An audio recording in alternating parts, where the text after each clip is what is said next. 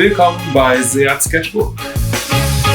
Hi, mein Name ist Max. Bin mehr oder minder bekannt unter dem Namen Stereoheat von den Superbad Boys. Male seit mehr als 20 Jahren, habe mich in der Zeit spezialisiert auf Graffiti und Comic Character. Und zu dem Thema will ich euch heute ein kleines Tutorial geben, um euch so ein bisschen meinen Workflow zu erklären. Ich hoffe, ihr habt Spaß dabei und wir legen auch gleich los, ja? Ich werde jetzt heute versuchen, einen weiblichen Charakter zu zeichnen. Als allererstes versuche ich mir mal erstmal eine Form zu geben, so wo wird der Kopf positioniert, oder ich werde das heute mal ein bisschen dynamischer machen. Ich gebe dem Kopf eine leichte Neigung. So, hier diese schräge Linie natürlich für den Kopf, so, und diese Linie als für den Oberkörper. Dann kann ich mir auch eigentlich schon gleich hier unten in dem Bereich so ungefähr die Schulterposition einzeichnen. Den Oberkörper markiere ich mir erstmal hier so ganz leicht als Rechteck und hier für den Kopf nehme ich mir als Ausgang ein Oval. Jetzt haben wir ja schon mal die Formen, mit denen ich halt immer die Charakter aufbaue. Dann ziehe ich mir eigentlich immer als Hilfslinie genau in die Mitte eine Linie. Teile mir dann den unteren Bereich auch nochmal auf in 2 Sektoren, so wo die Nase und der Mund sitzt. Und da werde ich das Ganze dann positionieren. Dazu nehme ich eigentlich auch eine geometrische Form, die so leicht pyramidenartig ist, um dort eine Position für die Nase zu finden.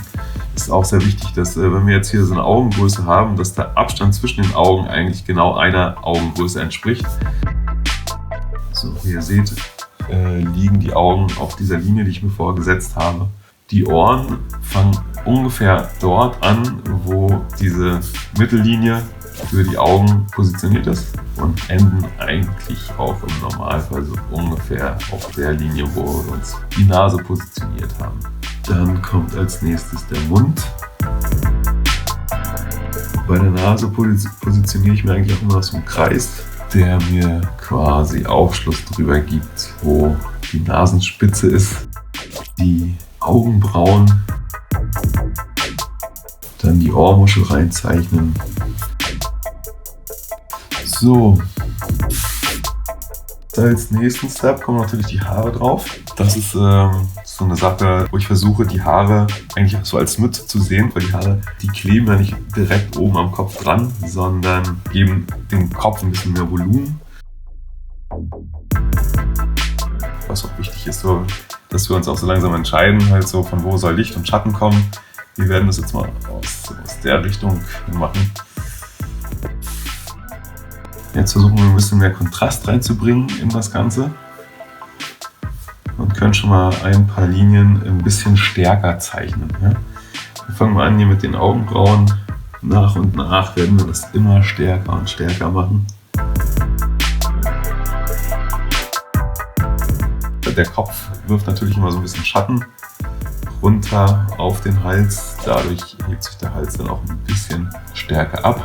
Direkt unterm Hals noch ein bisschen stärker. Ich mache mal gleich hier das Ohr noch an der Seite. Das kriegt auch ein bisschen Schatten. Ja, was standardmäßig und typisch beachtet werden sollte, ist, dass der untere Part der Nase immer im Schatten liegt. Dementsprechend können wir hier Schatten unter die Nase geben und schattieren die Nasenhälfte. Und dann versuche ich auch schon mal die Augen einzuzeichnen.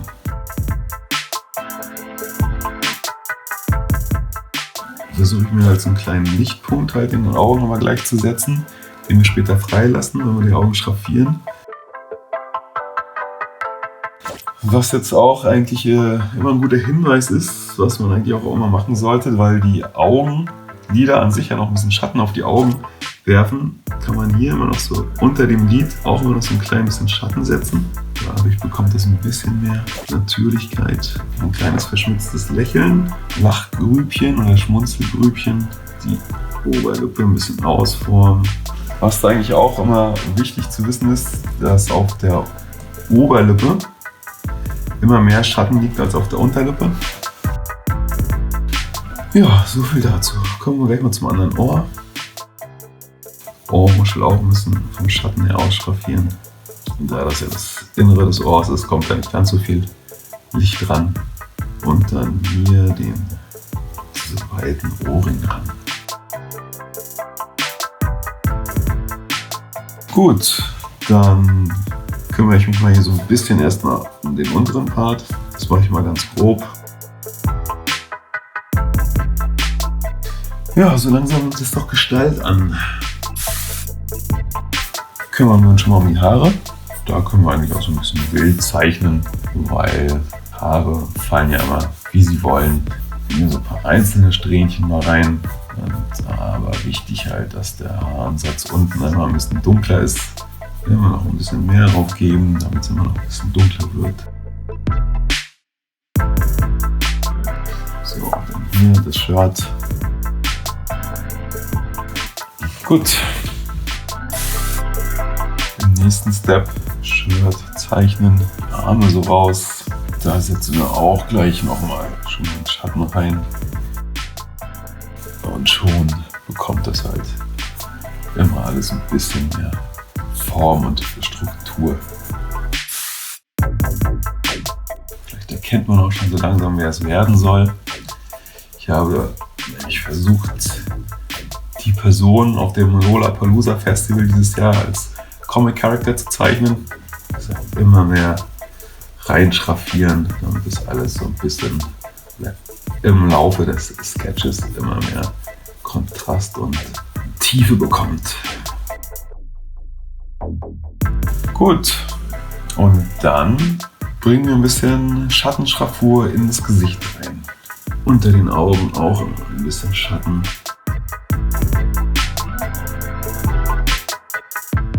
Da, wo ein bisschen mehr Schatten liegt, schraffiere ich nochmal nach, damit es an der Stelle ein bisschen dunkler wird. So, Oberlippe gehe ich auch noch ein bisschen nach. Haarsträhnchen, die so ein bisschen rumfliegen.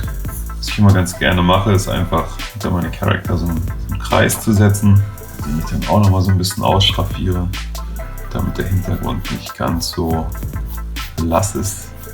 Und dann haben wir sie hoffentlich eigentlich schon fertig, unsere Lotti, oder besser bekannt als Vis-a-vis. Unterschrift noch drunter. Das Ganze ist natürlich für Zert Sketchbook. Ich hoffe, ihr hattet Spaß, mir zuzugucken, wie ich hier versucht habe, die Vis-a-vis zu treffen. Viele Grüße, sagt euer Max. Ja. Ciao, ciao.